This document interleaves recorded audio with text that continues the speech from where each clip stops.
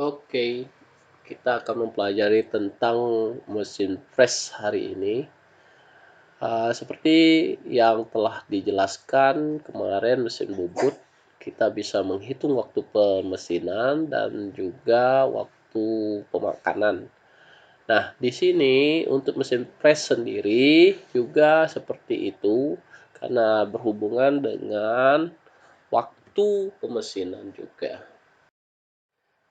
Nah, di sini kalau dilihat seperti pada gambar ini, mesin press itu ada motor switch, ada tool head, ada quill fit reed selector, quill fit hand wheel quill, meja, ada meja untuk handle-nya, untuk menjelajahnya, kemudian ada saddle-nya, kemudian ada kakinya, ada untuk menggerakkan uh, ke bawah atau ke atas, kemudian ada base dan juga ada untuk pemakanannya, feedingnya. Kemudian ada meja dengan stop torque-nya atau untuk panjang jelajahnya. Kemudian ada speed control, ada digital read out, ada RAM, ada lock-nya. Nah, di sini kalau kita lihat di gambar ini, ya, mesin milling ini adalah suatu perkakas yang menghasilkan sebuah bidang datar di mana pisau berputar dan benda bergerak melakukan langkah pemakanan. Sebenarnya mesin ini sudah dikenalkan pada tahun 1818. Kemudian pada tahun 1952, John Parsons mengembangkan milling dengan kontur basis angka atau milling numeric control. Dalam perkembangannya, mesin press ini mengalami berbagai perkembangan baik secara mekanis maupun secara teknologi pengoperasiannya. Nah, dari sini prinsip kerja dari mesin milling atau mesin press ini, tenaga untuk pemotongan berasal dari energi listrik yang diubah menjadi gerak utama oleh sebuah motor listrik. Selanjutnya, gerakan utama tersebut akan diteruskan melalui suatu transmisi untuk menghasilkan gerakan putar pada poros mesin milling. Poros mesin milling atau mesin press adalah bagian dari sistem utama mesin milling yang bertugas untuk memegang dan memutar cutter hingga menghasilkan putaran atau gerakan pemotongan.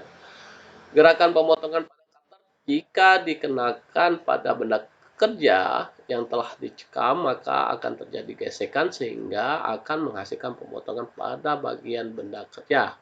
Hal ini dapat terjadi karena material penyusun cutter mempunyai kekerasan di atas benda kerja.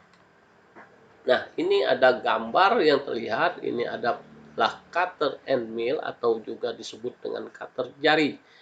Ya, kalau kita lihat pergerakannya, cutternya itu berputar, kemudian mejanya bergerak ke kiri dan ke kanan sehingga bisa melakukan pemakanan. Cutternya itu mantap, tetapi dia berputar pada sumbunya.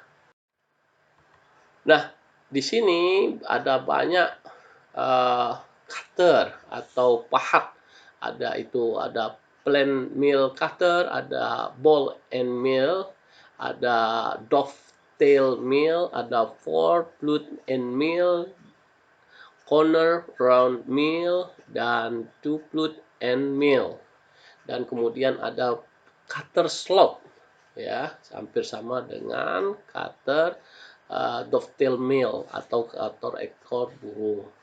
Kecepatan potong di sini pada saat pengepresan berlangsung, cutter berputar memotong benda kerja yang diam dan menghasilkan pemotongan atau sayatan yang merupakan chip. Sepi-sepi tersebut dapat juga berbentuk seperti serbuk tergantung dari bahan. Kemampuan mesin menghasilkan panjang sayatan tiap menit disebut kecepatan potong yang diberikan simbol CS atau cutting speed. Apabila ukuran diameter alat potong dan kecepatan putar mesin diketahui, maka untuk mencari kecepatan pemotongan rumusnya adalah di sini CS sama dengan PDN per 1000. Ya, jadi jangan lupa untuk kecepatan pemakanan hampir sama dengan kecepatan pemakanan pada mesin bubut, tetapi di sini diameternya itu adalah diameter cutter, sedangkan pada mesin bubut adalah diameter benda. Dan N adalah putaran mesin yang nantinya didapat sesuai dengan material yang kita lakukan pemakanan.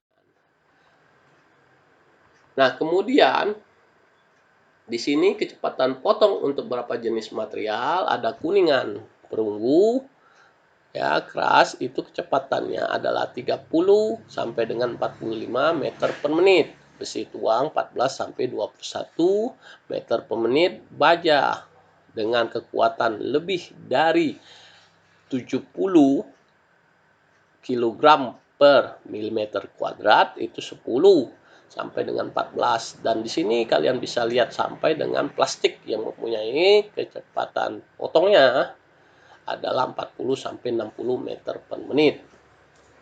Pada umumnya mesin press dipasang tabel kecepatan pemakanan atau feeding dalam satuan menit meter per menit. Jadi misalnya pada mesin disetel besar kecepatan pemakanan 28, artinya kecepatan pisau press sebesar 28 meter per menit. Makin kecil kecepatan pemakanan pisau press, kekasaran makin rendah atau lebih halus. Tabel besar pemakanan pada mesin baru berlaku jika mesin press tersebut dijalankan secara otomatis. Jadi sama, bukan dengan bergerakan secara manual. Nah, untuk menghitung kecepatan pemakanan di sini F milimeter per menit, satu putaran dikali satu putaran per menit, di mana F adalah bergesernya pisau press dalam satu putaran. Di sini ya bisa kita lihat di sini SN. Jadi di mana jumlahnya. Ini contoh. Bahan ST41 panjang 200 mm. Depres menggunakan pisau dengan mata sayat 4. S sama dengan 0,2 dan N sama dengan 400 rpm. Hitung TM-nya bila LA 30 mm dan LU sama dengan 30 mm. Ini jawabannya. S aksennya adalah S kali N, 0,2 dikali 400 sama dengan 80 per milimeter. L seperti diketahui itu L-nya 250 ditambahkan kelebihan sebelum dia masuk melakukan pemotongan itu 30 mili ditambahkan sesudahnya 30 mili, maka jelajahnya adalah 310 mili. Maka di sini didapatkan TM-nya 310 per 80, 3,88 menit. Ya. Nah, ini ilustrasinya. Nah, di sini kalau seandainya pengeboran ya sama ya. Nah, itu ada C dan ada A dan B, maka dia ada kelebihannya ya. Nah, di mana kita harus sudah pemakanan pisingnya ya, contohnya seperti pada gambar ini. Nah, ini ada latihan soal, silakan dijawab, ditunggu jawabannya di email.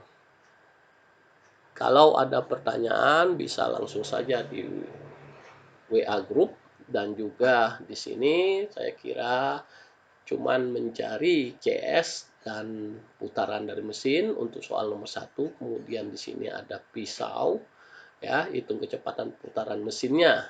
Kemudian ada putaran mesin untuk soal nomor 3, berapa kecepatan pemakanannya. Kemudian di sini ada bahan ST41 panjangnya 200, depres ini ada S-nya, ada kelebihan LA dan LU-nya, kemudian hitung waktu pemesinannya. Nah, ini juga waktu pengeboran. Saya kira itu saja untuk hari ini. Saya akhiri. Assalamualaikum warahmatullahi wabarakatuh.